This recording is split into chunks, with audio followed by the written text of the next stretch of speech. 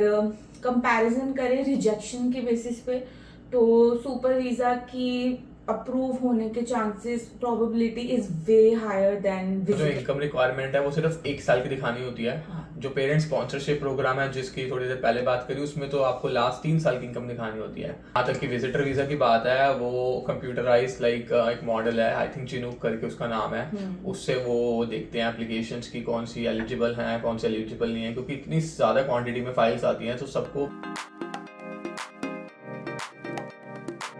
Hello everyone, welcome back to the channel. तो आज की वीडियो में आप देख रहे होंगे कैसे मम्मा को अपने बैकग्राउंड में पीछे लिया हुआ है, क्योंकि आज की वीडियो है इस बारे में कि हम अपने पेरेंट्स और ग्रैंड पेरेंट्स को कैसे इंडिया से कनाडा ला सकते हैं वाया सुपर वीज़ा या फिर वाया विजिटर वीज़ा। तो आज इसके बारे में थोड़ा डिस्कस करेंगे। वो सब डिस्कस करने से पहले मैं आपको दिखाता हूँ कि तान्या जी गोलगप्पे बना रही हैं घर पे। हम कॉस्को से लेकर आए थे सारा सामान। गोलगप्पे बने बनाए आ जाते हैं। चटनी मम्मी ने बना दिया। ओ गोलगप्पे का पानी, चटनी या गोलगप्पे का पानी, क्योंकि मीठी चटनी भी तो कहते हैं। मीठा कैसा है तान्या? मैं टेस्ट करके देख रही थी, तेरे को खिलाने से पहले। ओह अच्छा अच्छा। आज से पहले किसी लेडीज को आज तक कोई गोलगप्पे पसंद ना आए हो, ऐसा हुआ है कभी? सबसे ज्यादा फेवरेट डिश है इनकी। ये देखो तान्या जी, डाला है आलू। वो देख ली हो गया तेरा गोलगप्पा। हाँ सुबह सुबह कह रही मैंने ना एक ही गोलगप्पा खाना है बस। मैंने अभी खाया अभी तो टेस्ट ऐसे किया बोला क्या एक ही खाएगी? पर अभी टेस्ट किया मैंने खाली। ये कहती मैं गोलगप्पा खाऊंगी ना, ऐसा नहीं बोला कि गोलगप्पे खाएगी। थोड़ी देर चुप रहेगा। मैंने बनाया पानी, अम्मा ने बनाया पानी इमली डाल के खट्टा मीठा है, तो इसलिए जब पानी खट्टा मीठा है तो फिर चटनी की जरूरत नहीं है। और मैंने पिया भी चाय, तो माता श्री तो गोलगप्पे खाएंगी नहीं और मैं खाती हूँ। सही बना है? चाय जरूरी है, गोलगप्पा जरूरी नहीं है। क्या क्या कह रहे हो आप? माता श्री की शाम की चाय जरूरी है, गोलगप्पा जरूरी नहीं है। ठीक है, देखो मम्मी ने चाय के लिए गोलगप्पे छोड़ दिए। वाह भाई वाह। आप लोगों को अगर पैसे पूसे बचाने हो ना, गोलगप्पे नहीं खिलाने हो वाइफ को मम्मी को, चाय पिला देना, सस्ता जुगाड़ है। मम्मी तक तो चाय जरूर चलेगी। हाँ, क्योंकि 50 रुपए की तो प्लेट आती है इंडिया में। 50 रुपए बचा लो, 5 रुपए की चाय पिला के। तो आज का व्लॉग थोड़ा लेट शुरू करा है क्योंकि सुबह मैं डेंटिस्ट के पास गया हुआ था। डेंटिस्ट के बिल भी यहाँ पे इतने मोटे बनते हैं ना, मतलब सिर्फ नॉर्मल चेकअप और टीथ क्लीनिंग वगैरह करानी थी, उसका ही बिल कितना बनाया है इन लोगों ने? उसका बिल बनाया है $327, मतलब ये होगा 20,000 पे।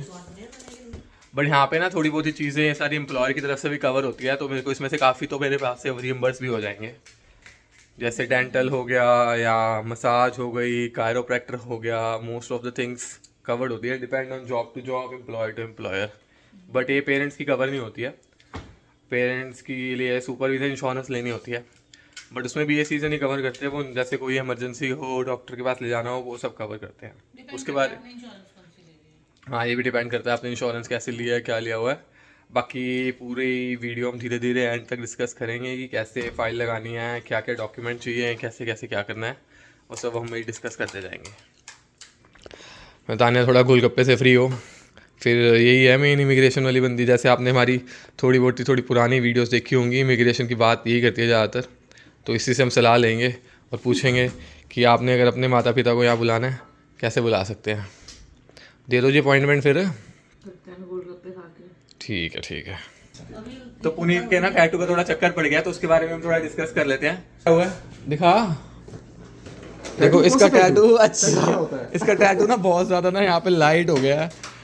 लाइट में दिखा भी नहीं रहा है। नहीं लाइट जी, में दिखाएगा तो थोड़ा सा सही हाँ। लगेगा। उसके ऊपर ना वो जेल लगाई थी उन्होंने उस टाइम पे, $16 की जेल थी। मेरा टैटू बना था 220 का, ठीक है, 220 लाइक कैनेडियन डॉलर्स। और प्लस डिजाइनिंग के अलग से लिए थे। डिजाइनिंग मतलब वो कर्सिव वाले जो लोग होते हैं ना, मैंने उनसे स्पेशली लिखवाया था हैंड राइटिंग, ताकि वो अच्छी हैंड राइटिंग में लिख के दें। फिर उसने पैसे लिए, टोटल मेरा मतलब 300 लगा था। तो उसमें फिर वो $16 की जेल थी, वो जो हमने पहले लगाई थी, ठीक है, पहली बारी। तो मैं जब पे करने गया तो वो कहते कि आपको जेल लेनी है। मैंने बोला जरूरी है लेनी, तो कह रहे कि नहीं जरूरी नहीं है, पर हम रेकमेंड करते हैं, ठीक है। तो उसके बाद में मेरे को पेपर दे दिया और मैं आ गया बाहर, है ना। जब मैं टैटू बनवा रहा था ना, बनवाते ही उसने बोला था कि जो कलर टैटूज होते हैं ना उनको ज्यादातर रीटच की जरूरत होती है। अच्छा। 3 वीक्स के बाद आप दोबारा आ जाना, ठीक है, तो हम आपको रीटच कर दूंगा। उसने नहीं बोला कि जेल लेना, प्लान ढूंढना, जो भी कुछ भी था। फिर मैं आ गया घर। फिर 3 हफ्ते हो गए। 3 हफ्ते बाद मैंने कॉल करा कि भाई अब मेरे को रीटच कर दो, क्योंकि पता ही था वो तो लाइट हो ही जाना, उसने बोला ही था। फिर वो कहते कि आप लोगों ने जेल खरीदी थी। मैंने कहा नहीं, जेल क्यों खरीदनी? तो कहते हैं कि जो जेल खरीदता है सिर्फ हम उसके रीटच करते हैं, वरना पे करना पड़ता है। मेरे को झोल, मतलब मैंने मोस्टली सुना है कि रीटच फ्री कह में रहे जो कर देते पेपर हैं। दिया था ना हमने, उसमें लिखा हुआ है। अब एक बात बताओ, जो बंदा लाइक टैटू करा कर आया ना, मेरा तो फोकस सारा उस पे था कि मेरे को तो एक्साइटमेंट थी उसकी। उसने पेपर दिमाग में उठा के गाड़ी में रखा, मैं तो पेपर से नीतीश की गाड़ी पे गया था, मैंने तो गाड़ी से वो पेपर भी नहीं उठाया। देखो वो तो 3 हफ्ते बाद उसने फेंक दिया। बंदा जेल ले अगर लगाए ना। $16 की जेल है, जो मतलब $300 का टैटू करा रहा है, तो क्या वो $16 की एक एक्स्ट्रा जेल नहीं ले सकता? हाँ, और बंदा जेल ले लगाए ना, तो क्या प्रूफ हाँ, है कि तो हमने क्या जेल है? लगाई है कि नहीं लगाई है? फिर हमने दी धमकी कि भाई ये करता है व्लॉगिंग। हमारे आते हैं इतने व्यूज कि हम गिन नहीं सकते हैं। इतने व्यूज आते हैं हम लोगों के। ऐसा कुछ नहीं बोला इसने, ये गप्पे मार रहा है। मैं ऐसे ही बोला, मैंने कहा हमारे व्यूज इतने ज्यादा अनकाउंटेबल व्यूज हो गए हैं, इतने सारे सब्सक्राइबर्स हो गए हैं हम लोगों के कि अब हम लोग उसको वो कर देंगे वायरल। तो वो तो डर गई भाई, वो कह रही इतने व्यूज तो मेरे से देखे नहीं जा रहे, तो गिनती थक गई व्यूज। तो ये ना गप्पे मार रहा है, ऐसा कुछ नहीं हुआ था। हाँ, इसने ये जो रूल बोल के आया था कि हम रिव्यू वगैरह डालेंगे, क्योंकि ना वहाँ पे मोस्टली पॉजिटिव थे, तो हमने 1-2 रिव्यूज वगैरह डाले उनके गूगल पे। तो उनका कॉल आ गया कि आप रिव्यू डिलीट कर दो और हम आपका टैटू ठीक कर देंगे। तो फिर पुनीत की कल की अपॉइंटमेंट है, देखते हैं क्या हुआ, कैसे हुआ। फिर मैं आपको इससे अगली वीडियो में बताऊंगा कि कैसा गया, सही हुआ कि नहीं हुआ। हाँ जी, तो गोलगप्पे वगैरह खा लिए, पेट पूजा वगैरह हो गई है, तो अब मेन मुद्दे पे आ जाते हैं, करते हैं बात जिसके लिए वीडियो पूरी शुरू करी थी हमने, सुपर वीज़ा के बारे में। तो सुपर वीज़ा बेसिकली सिर्फ आपके पेरेंट्स या इन लॉज या आपके ग्रैंड पेरेंट्स या फिर नाना नानी, इनके लिए लग सकता है और किसी के लिए नहीं लग सकता। और इसकी रिक्वायरमेंट्स होती हैं, जैसे कि आपको PR होना चाहिए, और भी थोड़ी और रिक्वायरमेंट्स होती हैं। धीरे धीरे हम सारी चीज़ें इस वीडियो में डिस्कस करेंगे। बताओ फिर तान्या जी। करते हैं शुरू। जैसे कि गगन ने बोला, इन लॉज एंड अपने पेरेंट्स और ग्रैंड पेरेंट्स दोनों के लिए होती है। ग्रैंड पेरेंट्स में आपके नाना नानी, दादा दादी, और गगन के नाना नानी, गगन के दादा दादी, गगन के पेरेंट्स, मेरे पेरेंट्स, सब इसमें इंक्लूड हो सकते हैं एप्लीकेशन में। हम पेरेंट्स और ग्रैंड पेरेंट्स के लिए श्योरिटी से इसलिए बना सकते हैं वीडियो, क्योंकि हमारे पास एक सक्सेसफुल एक्सपीरियंस है जो 2 साल पुराना है मम्मी पापा का। गगन के पेरेंट्स यहाँ पे 2 साल पहले आए थे, तो उनका एक्सपीरियंस हम शेयर कर सकते हैं। और मेरे पेरेंट्स की हमने एप्लीकेशन अभी लगाई हुई है, तो एक इन प्रोसेस एक्सपीरियंस है, एक सक्सेसफुल एक्सपीरियंस है, और नया और रीसेंट दोनों का एक्सपीरियंस है। तो हाँ, उस बेसिस पे स्टार्ट करते हैं। पेरेंट्स और ग्रैंड पेरेंट्स, उनके लिए ये जो सुपर वीज़ा का एप्लीकेशन है उनके लिए सक्सेसफुल है, क्योंकि एवरीबडी नोज जैसे IRCC पेरेंट्स और ग्रैंड पेरेंट्स के लिए इन्विटेशन लेटर्स भेजती है, जिसमें आप पेरेंट्स की PR एप्लीकेशन लगा सकते हो। इमटेरियल वो यहाँ पे है या फिर इंडिया या फिर अपने होम कंट्री में है। तो जिसको भी वो इनविटेशन लेटर नहीं मिल पाता है, क्योंकि लास्ट 2020 से न्यू एप्लीकेशंस नहीं ली जा रही हैं, पुराने ही जो ड्रॉज डलते थे उसी में से नाम पुल अप हो रहे हैं। तो नए लोगों को अभी तक अपॉर्चुनिटी नहीं मिली है जो 2020 के बाद एलिजिबल हुए हैं उस पूल में अपना नाम डालने के लिए। तो इस बेसिस पे काफी लोग हो गए जिनको अपने पेरेंट्स को तो ऑफ कोर्स बुलाना है, 4 साल हो गए हैं, तो उनके लिए सुपर वीज़ा का option is the best one कि आपको सुपर वीज़ा एप्लीकेशन अपने पेरेंट्स के लिए लगा देनी चाहिए। ऑफ कोर्स PR वाले बेनिफिट्स नहीं है, but as long as parents आपके साथ हैं तो लाइफ इज ईजी। अगर पेरेंट्स हमारे साथ होते हैं तो उनको सुपर वीज़ा के साथ जाना चाहिए। लास्ट 2020 में इन्विटेशंस जो 2020 में डले थे उन्हीं में से अभी तक नाम पुल अप हो रहे हैं। इस साल तक उन्हीं के इन्विटेशन लेटर्स आए हैं। तो गो ahead with the super visa option, ताकि आप अपने पेरेंट्स के साथ रह सको। हर साल 15,000 से 20,000 तक के इन्विटेशन लेटर IRCC भेजता है, जिसमें से आपकी एप्लीकेशन अप्रूव होती है, ऑफकोर्स कुछ नहीं होती है। तो उस बेसिस पे आप इन्विटेशन ले लो। बाकी दोनों चीजें ना पूरी अलग अलग है। जैसे उसमें पेरेंट्स PR आते हैं, इसमें PR नहीं आते हैं। हाँ। उसमें आपको कोई इंश्योरेंस नहीं लेनी पड़ती, इसमें आपको सुपर वीजा इंश्योरेंस लेनी पड़ती है, जिसकी मैं आगे बात करूंगा। और भी सारे काफी, जैसे यहाँ उनकी जो है पूरी हेल्थ की रिस्पॉन्सिबिलिटी गवर्नमेंट की होती है, यहाँ पे वही सेम इंश्योरेंस से होती है।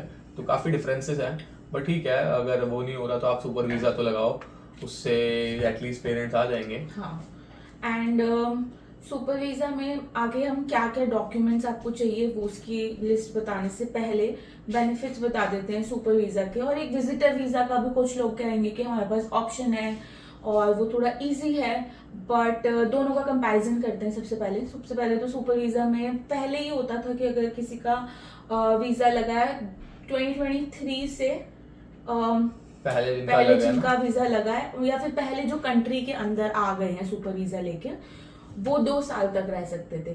बट अब जून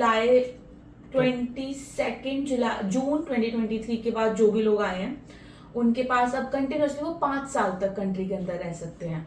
तो एक ये प्लस है क्योंकि विजिटर वीजा में आपको इतना लंबा एक्सेस नहीं मिलता, और हम सब चाहते हैं कि जितने लाइक मोस्टली स्टूडेंट्स कितने टाइम तक अपनी फैमिली से दूर रहते हैं, कुछ लोग बैक होम जा भी नहीं पाते हैं, उनको अपने पेरेंट्स को यहाँ पे पहले बुलाना होता है, which is I feel a good thing to do. तो वो चाहेंगे कि एटलीस्ट 6 महीने 7 महीने से ज़्यादा तो आपके पेरेंट्स आपके साथ रहें, लाइक साल 2 साल कुछ तो लंबा टाइम रहे। तो अगेन सुपर वीज़ा उन लोगों के लिए सबसे अच्छा ऑप्शन है। और कंपैरिजन करें रिजेक्शन के बेसिस पे, तो सुपर वीज़ा की अप्रूव होने के chances probability is way higher than visitor visa. क्योंकि मैंने मैंने इमिग्रेशन जर्नी थी उसमें डिस्कस भी करा था कि जैसे मेरे पेरेंट्स का 2 बारी विजिटर वीज़ा रिजेक्ट हुआ था, फिर सुपर वीज़ा तभी हमने अप्लाई करा था, सुपर वीज़ा आ गया था। तो ये प्लस पॉइंट है क्योंकि जैसे तो मैं ये रिकमेंड करूँगा जैसे स्टूडेंट्स आप लोग PR होते हो तो उसके बाद अपने पेरेंट्स का सीधा सुपर वीज़ा ही अप्लाई करो, या फिर जो फैमिलीज PR आती हैं सीधा अपने पेरेंट्स का सुपर वीज़ा अप्लाई करो instead of a visitor visa. अगर आप, क्योंकि एलिजिबिलिटी होती है सुपर वीज़ा के लिए, अगर आप एलिजिबल नहीं हो रहे हो तो भी आई वुड रेकमेंड कि 1 साल वेट करो, 1 साल बाद आप एलिजिबल हो जाते हो। अगर आप 2 लोगों को इकट्ठे नहीं, so what's the reason is कि जो सुपर वीज़ा होता है उसमें आपके लिए यहाँ पे रेफरेंस के लिए एक चार्ट लगा देंगे, फैमिली साइज के लिए अकॉर्डिंग आपकी इनकम होनी चाहिए। तो जब गगन ने अपने पेरेंट्स का वीजा लगाया था तब we were not married at that time, तो इसको सिर्फ 3 लोगों की फैमिली साइज के अकॉर्डिंग उसकी इनकम दिखानी थी। तो ताकि ये इसके मम्मी और पापा 3 लोग हो गए, मेरी शादी हो गई, हमारी शादी के बाद अब मैंने अपने पेरेंट्स का लगाया तो हमारी फैमिली साइज बढ़ गया है। तो सर मेरे मम्मी, मेरे पापा, गगन की मम्मी, गगन के पापा, गगन और मैं, तो हम 6 लोग हो गए। तो अब हमारी फैमिली साइज 6 लोगों को फैमिली साइज के लिए हमारी इनकम सपोर्ट करनी चाहिए। बहुत लोग होते हैं जिनकी एकदम PR होती ही वो फंड्स उतने नहीं दिखा पाते हैं, तो आई वुड रेकमेंड कि आपको चाहे 6 महीने साल वेट करना पड़े, कर लो, फंड्स इकट्ठे कर लो, इंस्टेड एक रिजेक्शन लेने की बजाय अपने पेरेंट्स की वीज़ा पे विजिटर वीज़ा के थ्रू आप सुपर वीज़ा के थ्रू जाओ, ताकि आपको वेट करना पड़े, विच इज़ फाइन। पर अगर वो भी इंडिया से आ रहे हैं तो दे वुड ऑल्सो वांट कि या आपके होम कंट्री से आ रहे हैं कि spend more time, so super visa एक वो एक्सेस तो आपको ऑफ कोर्स डेफिनेटली देता है। और जो इनकम रिक्वायरमेंट है वो सिर्फ 1 साल की दिखानी होती है। जो पेरेंट्स स्पॉन्सरशिप प्रोग्राम है जिसकी थोड़ी देर पहले बात करी उसमें तो आपको लास्ट 3 साल की इनकम दिखानी होती है, बट इसमें 1 साल की इनकम दिखानी होती है। तो अगर आपकी इनकम हो रही है then if and you are a PR then you qualify. फिर मेडिकल एग्जाम कराना पड़ता है, सेम एज बायोमेट्रिक कराने पड़ते हैं, जिस और एक सुपर वीज़ा इंश्योरेंस लेनी पड़ती है, जिसकी बात अभी हम धीरे धीरे आगे करते जाएंगे। हाँ, सुपर वीज़ा के चांसेस जैसे गगन ने बताया कि उसके पेरेंट्स के आने से पहले हमने पहले 2 बार उनका विजिटर वीज़ा लगाया था जो उनका रिजेक्ट हो गया। ऑफ कोर्स एक वैलिड रीज़न दिखाना पड़ता है विजिटर वीज़ा के लिए कि आप वापस अपनी कंट्री में जाओगे कि नहीं जाओगे। उनकी रीजंस उतने सॉलिड नहीं थे, इमटेरियल, आपको शायद जाना भी हो। हम जानते हैं कि हमारे पेरेंट्स लाइफ लॉन्ग कनाडा में सेटल होना it's like a task for them, but IRCC नहीं कंसिडर करती है, उनको वैलिड रीजंस चाहिए। दोनों बेटे उनके यहाँ पे हैं, पुनीत और गगन दोनों यहाँ पे हैं। बैक होम कोई बिजनेस नहीं है ऐसा कि जिसके लिए उनको वापस जाना है, तो IRCC ने उस बेसिस पे भी ये वीज़ा रिजेक्ट हो गया।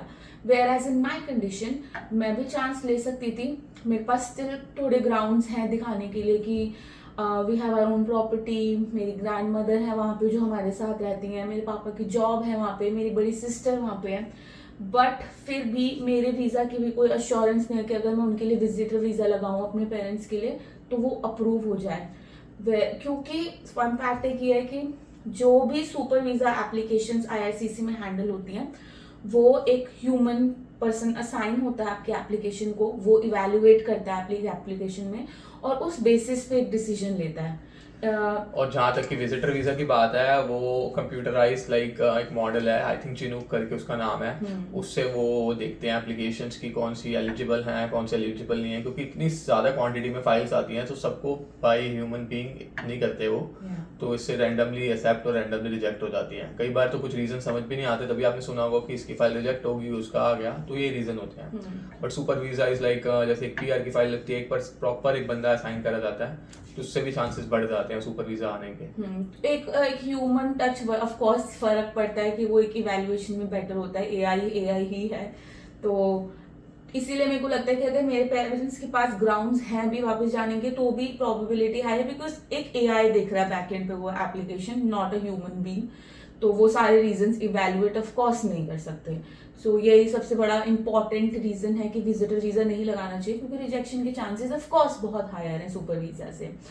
और विजिटर में ना लक बहुत मैटर करता है, कि आपके कंप्लीटली लक पे डिपेंड करता है। किसी किसी लोगों के पास तो इनफैक्ट वापस जाने के रीजंस भी इतने सॉलिड नहीं होते हैं, बट उनकी एप्लीकेशन अप्रूव हो जाती है। तो आई वोंट रिकमेंड कि आप विजिटर वीजा लगाओ, वेट पेशेंस रख लो ताकि आप एलिजिबल हो जाओ सुपर वीजा के लिए और उस फैमिली साइज को इनकम आप शो करने के लिए। But go ahead with the super visa, not for the visitor visa. There is no betterment to take any rejection on your parents' application. और बाकी ये भी है ना, जैसे आपने सुना होगा कि आजकल ये बहुत हो रहा है कि लोग विजिटर वीजा पे आके फिर आगे उसको वर्क परमिट में पहले कन्वर्ट करा लेते थे या PR, तो IRCC को भी पता है कि अगर विजिटर वीजा देंगे तो फिर बहुत चांसेस कम हो जाते हैं उस बंदे के वापस कंट्री छोड़ के कनाडा छोड़ के जाने के। Yeah, they are fully aware about this part. हाँ, तो जो हो रहा है ना सब पता तो है, तो उस चक्कर में भी काफी रिजेक्शन होते हैं विजिटर वीजा के। हम हैंडल करते हैं रेगुलर बेसिस पे एप्लीकेशन, हमें दिखता है कि कितने लोग विजिटर पे आके वर्क परमिट पे चले जाते हैं। तो अब तो रूल्स खैर काफी स्ट्रिक्ट हो गए हैं, तो एप्लीकेशन विजिटर की भी आप उस बेसिस पे लगाओ कि काफी स्ट्रिक्ट हो गई है, बट वर्क परमिट भी मिलने इतने आसान नहीं रहे हैं अब, बट फिर भी काफी लोगों ने ऐसा किया है। So it's a big no from our side, unless it's like a very emergency, आपके पास सुपर वीजा का है ही नहीं तो आप चांस लो, otherwise don't take chance on the visitor visa. और विजिटर वीजा में आपको जैसे बैंक अकाउंट में फंड्स दिखाने होते हैं, जैसे 7 लाख 8 लाख रुपए। सुपर वीजा में ऐसी कोई रिक्वायरमेंट नहीं है, इसमें इधर से आपके डॉक्यूमेंट्स लगेंगे, जो बंदा यहाँ से मतलब फाइल लगा रहा है, जैसे हम लोग या फिर जो स्पॉन्सर है, और जो विजिटर वीजा वो डायरेक्टली आपके पेरेंट्स की बेस पे फाइल लग रही है, तो ये डिफरेंस हो जाता है। और फिर जैसे बात करते हैं कि फाइल लगाने के बाद कैसे प्रोसीजर होता है, तो मेडिकल वगैरह के बारे में डिस्कस कर लेते हैं। मेडिकल और बायोमेट्रिक। सबसे पहले तो आपके लिए चार्ट लगा देंगे हम रेफरेंस के लिए, आपकी इनकम रिक्वायरमेंट मीट होनी चाहिए, साइज, नंबर ऑफ पीपल, जो भी आपकी फैमिली साइज है उसके अकॉर्डिंग। सो सबसे पहला most important criteria is that आप PR होने चाहिए, तो second important criteria is that. And the third thing is कि पहले होता था जब गगन के पेरेंट्स की एप्लीकेशन लगी थी कि उन्होंने एप्लीकेशन सबमिट कर दी थी, उसके बाद एक मेडिकल एग्जाम रिक्वेस्ट आई थी। स्पाउसल में जब मेरी स्पाउसल फाइल लगी थी तब भी यही हुआ था कि एप्लीकेशन के बाद मेरा मेडिकल रिक्वेस्ट आया था, वेयर एज अब सुपर वीजा के लिए आपको खुद से पहले जाके मेडिकल कराना पड़ता है, और जब आप सबमिट करते हो एप्लीकेशन तो मेडिकल आपके एप्लीकेशन के साथ ही सबमिट होता है। तो वो एक चेंज आ गया है पहले से और अब में। तो हाँ, एक मेडिकल आपको खुद से ऑप्ट आउट करना पड़ेगा। मेडिकल के चार्जेस कितने लगे थे? अराउंड 7,000 रुपीज रफली लगे थे। इट डिपेंड्स आपकी सिटी के अकॉर्डिंग भी और आपकी कंट्री के अकॉर्डिंग भी। तो हमने तो दिल्ली में कराया था, but it depends on city to city and country to country and on hospital to hospital as well. और जो मेडिकल है ना, जैसे बेसिकली मान लो वो आपको रिपोर्ट वगैरह नहीं देंगे, वो रिपोर्ट आपकी डायरेक्टली एम्बेसी भेजेंगे, कैनेडियन एम्बेसी, उसकी एक ना रिसीट सी होती है वो दे देंगे आपको, वो रिसीट ही आपकी जब फाइल सबमिट करोगे ना उसके साथ लगेगी। हाँ, तो ये क्या हो गया। इंश्योरेंस भी आपको पहले लेनी है, आपको एक इंश्योरेंस बाय करनी है जो कि एटलीस्ट $100,000 की कवरेज आपको दे।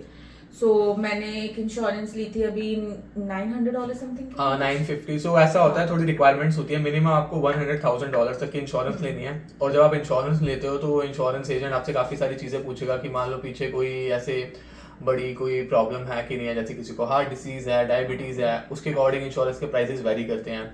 फिर मिनिमम 1 ईयर की लेनी होती है, फिर 100,000 से ज्यादा लोगे तो प्राइसेस और ऊपर जाएंगे। फिर डिडक्टेबल कितना रखना है, अगर आपको कुछ जीरो डिडक्टेबल रखना है 500, 1000, 5000, तो उसके अकॉर्डिंग होता है। तो अगर आप जीरो डिडक्टेबल, पीछे कोई प्रॉब्लम नहीं है, अराउंड $100,000 की लेते हो तो आपको $950 to $1,000 पर पर्सन पर ईयर के हिसाब से होती है। तो 2 बंदों के आप $1,000 के आसपास लगा के चलो। अगर वीज़ा आ जाता है तो वेल एंड गुड है, अगर वीज़ा नहीं आता तो फिर आपको वो रिजेक्शन लेटर लग के आपके इंश्योरेंस के पूरे पैसे रिफंड हो जाते हैं। और एक टेंटेटिव डेट, ट्रैवल डेट डालवानी पड़ती है आपको इंश्योरेंस में। जैसे कि आपने बोल दिया कि मेरी अभी फाइल लगा रहे हो, आपने बोल दिया कि दिसंबर, जनवरी, एक स्पेसिफिक डेट, वहाँ से आपकी इंश्योरेंस ऑटोमेटिकली स्टार्ट हो जाएगी।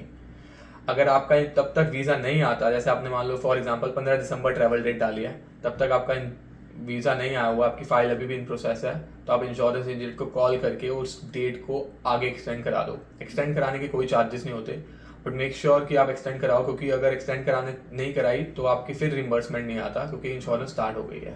सो एक और कंपैरिजन ये है, जैसे कि गगन पहले भी मेंशन कर चुका है, कि पेरेंट्स को कोई फंड्स नहीं दिखाने हैं। सो इट डजंट मैटर आपके पेरेंट्स के पास कितने पैसे। हाँ, आपका एक अकाउंट स्टेटमेंट जरूर लगती है पेरेंट्स की भी, बट इट डजंट मैटर कि उसमें कितने पैसे हैं कितने नहीं है आपके पास फंड्स, एज लॉन्ग एज आपके पास इनफ फंड्स हैं अपनी फैमिली साइज को सपोर्ट करने के लिए एज ए स्पॉन्सर। आपके पेरेंट्स के funds, it doesn't matter, whereas on visitor visa it does. So एक ये भी इम्पोर्टेंट है। और बाकी फिर यहाँ पे आपके लगेंगी आपकी T4 एक जिसमें जैसे आपकी नोटिस ऑफ असेसमेंट लगेगा, फिर आपके जो कि 2-3 महीने की लास्ट बैंक अकाउंट की स्टेटमेंट्स लगेंगी आपके स्पाउस की, और आपके पेरेंट्स की भी 1-2 महीने की बैंक स्टेटमेंट लगेंगी। मोस्टली ये डॉक्यूमेंट्स होते हैं, बाकी वही आपका PR कार्ड या फिर आपका पासपोर्ट, ये सब तो नॉर्मल लगता ही है। एंड ऑफ कोर्स चांसेस आपके हायर हो जाते हैं सारी डॉक्यूमेंटेशन के बाद, because these are enough grounds parents को यहाँ बुलाने के, और आप उनको सपोर्ट भी कर सकते हो financially. They will not be dependent on the government. तो जैसे आप फाइल सबमिट करते हो, आपको generally with in a week आपको रिक्वेस्ट आ जाती है वहाँ से बायोमेट्रिक की, फिर आपको बुक करानी पड़ती है, फिर इंडिया में जाके आपके पेरेंट्स बायोमेट्रिक करा के आते हैं। प्रोसेसिंग टाइम हर एक कंट्री का अलग अलग है। मैंने लास्ट कल ही अपडेट चेक किया था मेरे पेरेंट्स के एप्लीकेशन का, तो इंडिया का एटलीस्ट प्रोसेसिंग टाइम दिखा रहा है 77 to 80 days। विल ट्राई कि एक स्क्रीनशॉट हम यहाँ पे लगा दें आपको चेक करने के लिए कि आप अपनी कंट्री का प्रोसेसिंग टाइम एप्लीकेशन का कैसे चेक कर सकते हो। तो आप इस रेफरेंस को कंसिडर कर लो। और या प्रोसेसिंग टाइम एक वही वैरी करता है कि 1.5 से 2 महीने लग जाते हैं मोस्टली एप्लीकेशन का रिवर्ट बैक आने में। बट वो भी ना, मैंने ऐसा भी सुना हुआ किसी का 1 महीने में आ गया, किसी का 4 महीने में आ रहा है। तो ये पता नहीं है कि पीछे क्या क्या चेक कर रहे हैं, किसके हाथ में फाइल आई है, क्या हो रहा है, वो तो भगवान भरोसे ही है। बट आपके डॉक्यूमेंट्स पूरे हैं, सब कुछ है, तो मोस्टली सुपर वीजा आ जाता है। रिजेक्शन इतनी नहीं होती है एज कम्पेयर टू जैसे विजिटर वीजा हमने पहले डिस्कस करा था। सो ये एक छोटा सा ब्रीफ है सुपर वीजा के ऊपर। और कोई क्वेश्चन है आपके तो please do drop us in the comment section below. कोई हेल्प चाहिए like for the insurance agent number और something like that, will try कि हम उसमें भी आपको हेल्प कर सके। बाकी in the end I would say just like take professional help as well. किसी इमिग्रेशन कंसल्टेंट को आप कंसल्ट कर लो, कंसल्टेंसी के एनी विच वेज कोई चार्जेस नहीं होते, but it's easy to process super visa application, so you can do it on your own as well. But अगर आपको किसी को हायर ही करना है तो या take a immigration consultant advice. तो चलो फिर करते हैं वीडियो यही समाप्त, मिलते हैं आपसे अगली वीडियो में, तब तक के लिए बाय बाय, कृपा दाती दी।